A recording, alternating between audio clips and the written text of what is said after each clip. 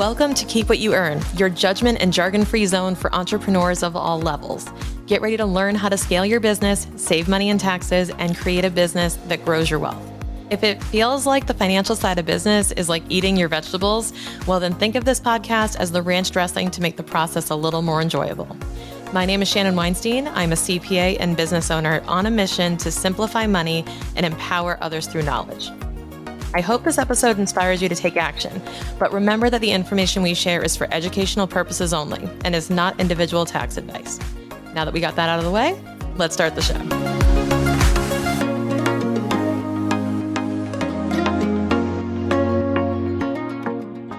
So I was at a conference recently and one of my friends and colleagues came up to me and she was talking about how she was growing her team. She was going to be expanding and she was looking at hiring family members into the business. Now, when I say family members, I can refer to spouses, siblings, parents, children, all of the things.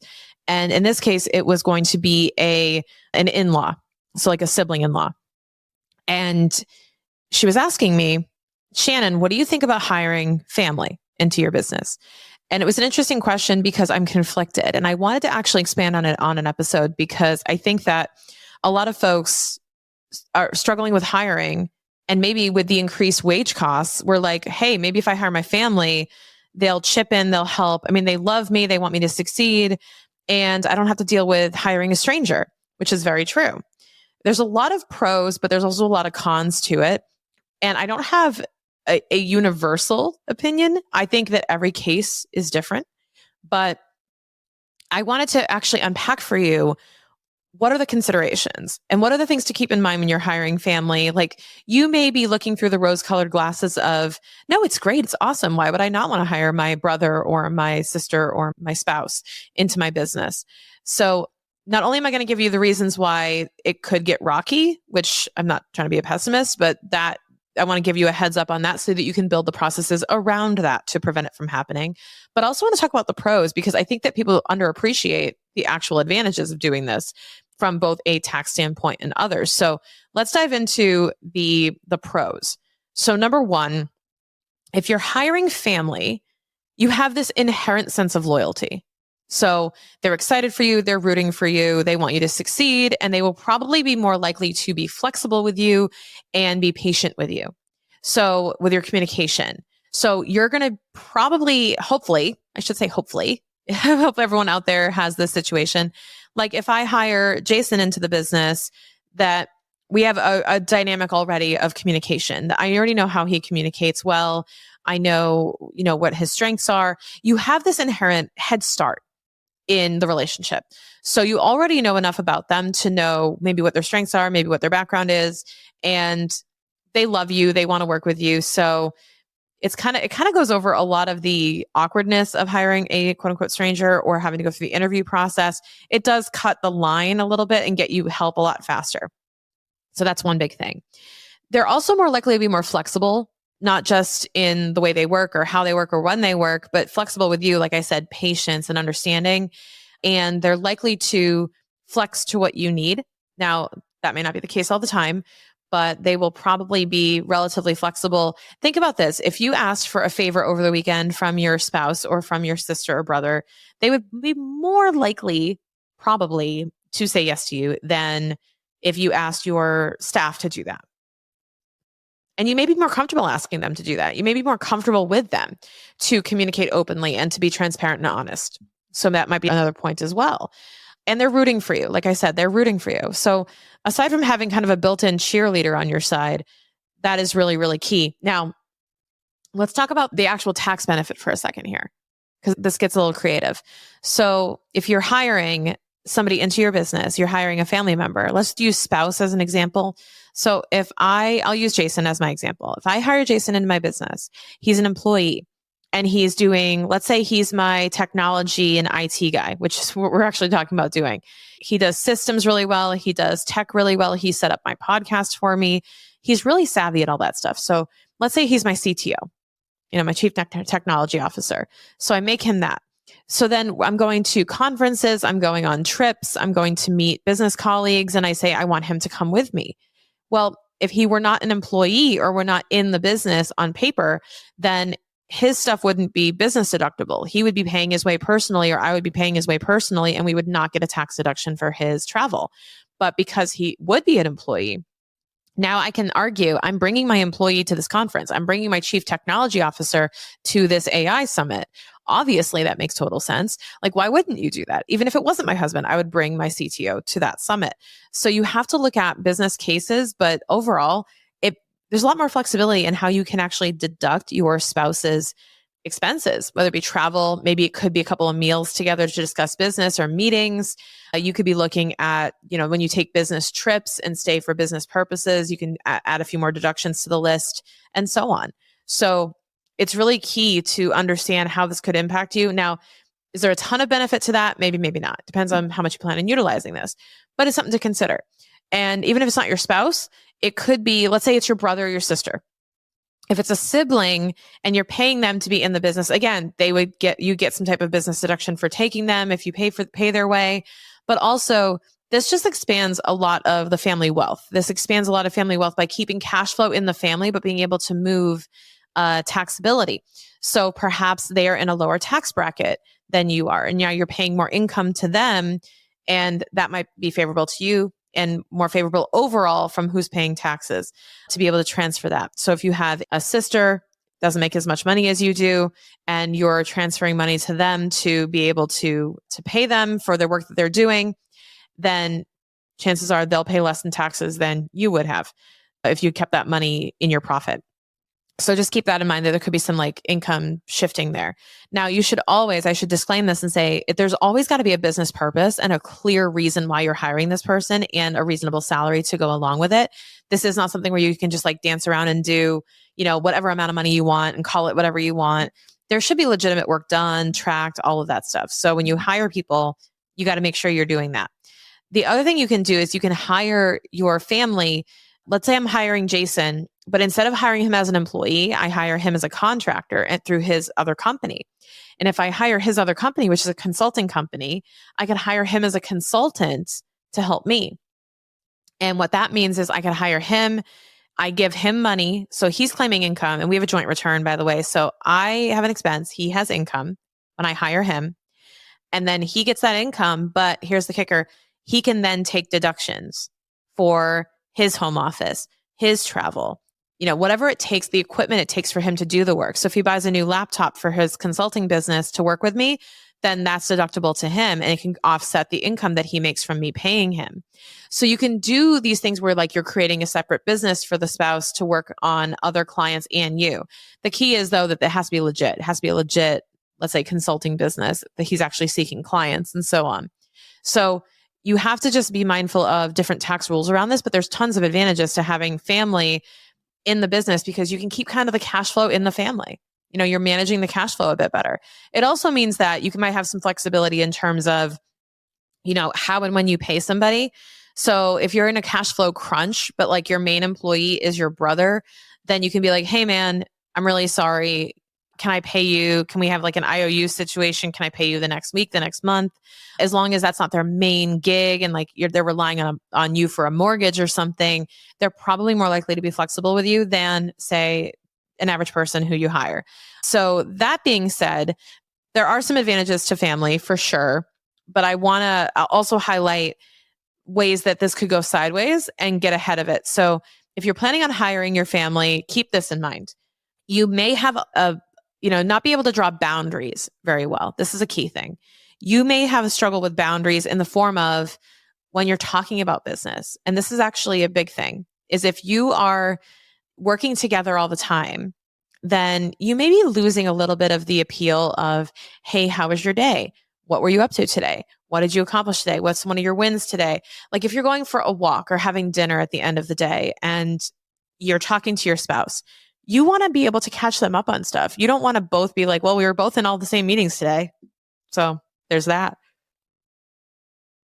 But you want to have a actual conversation with them and share new information and keep things lively. So I would say if you are close to and living with this person, you want to be intentional about creating either separate office spaces, separate functions, separate duties, so that you're not together all the time. I think there's something to be said about maintaining some type of separation so that you have news to share and that you can pour into each other and be learning separately and then bringing that together. I think that's really special.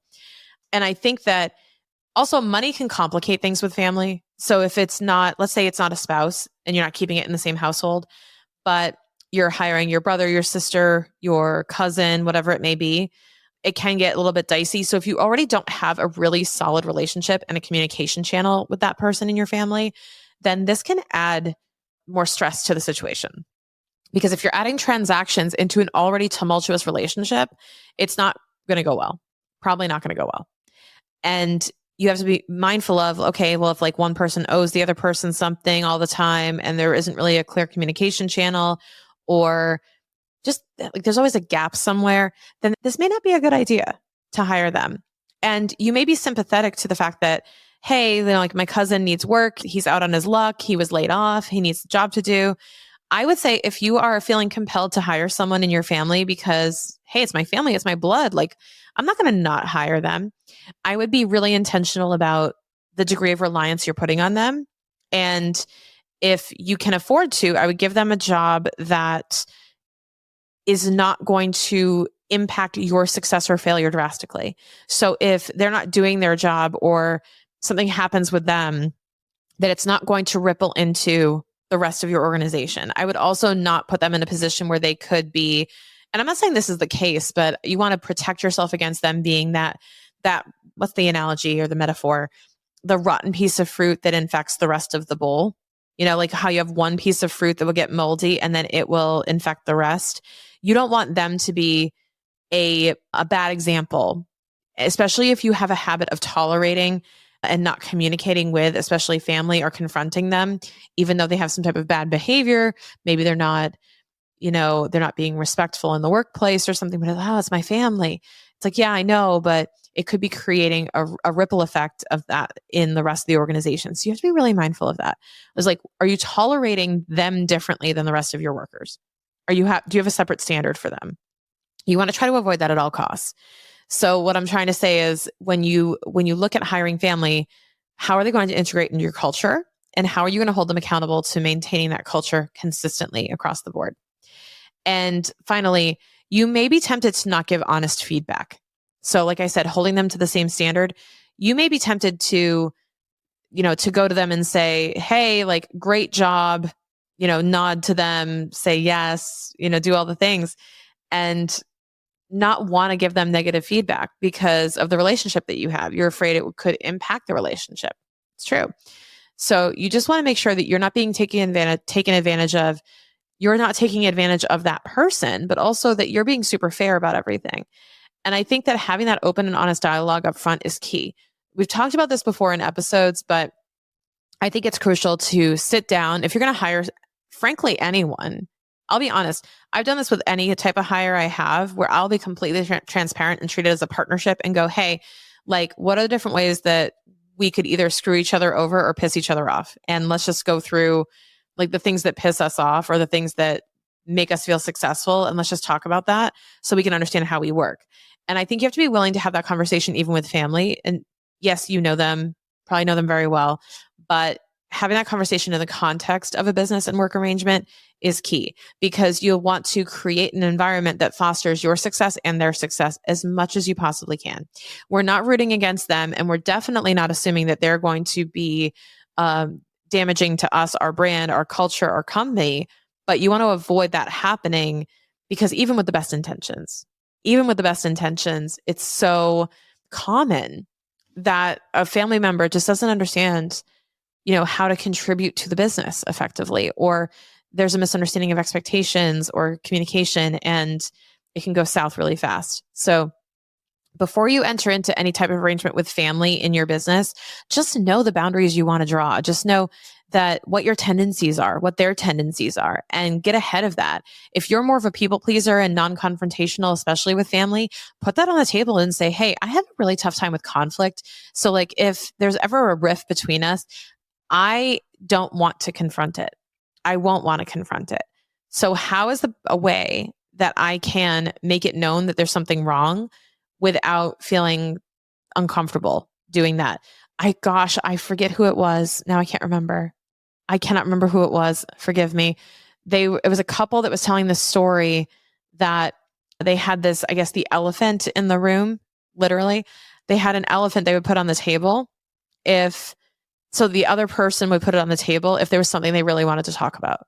So they wouldn't have to say, I want to talk about something. They would put that, and it sounds non-confrontational, but it actually was really helpful because they would put the elephant on the table as if to indicate, hey, tonight when like all things are clear and we're chilling and whatever, and we're in a good place, I want to just talk about something with you that I need to address.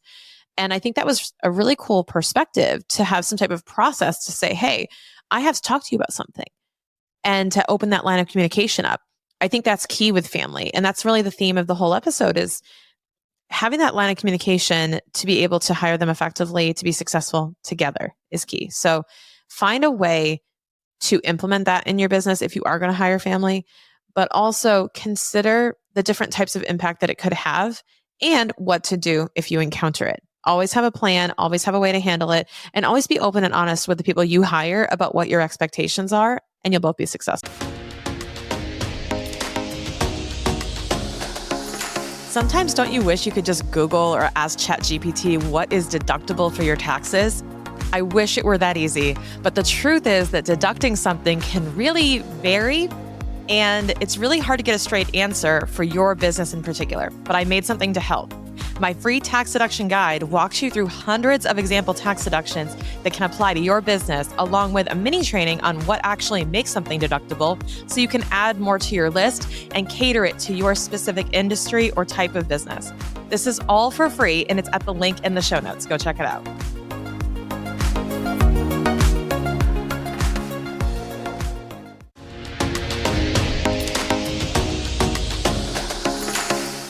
Thank you so much for listening. If you enjoyed this episode, please leave a rating and review on your podcast platform. This small action goes a long way for podcasters to get our message heard by more business owners just like you. Be sure to check out the show notes for links to information about our guests and ways to get in touch with me. We'll see you on the next episode.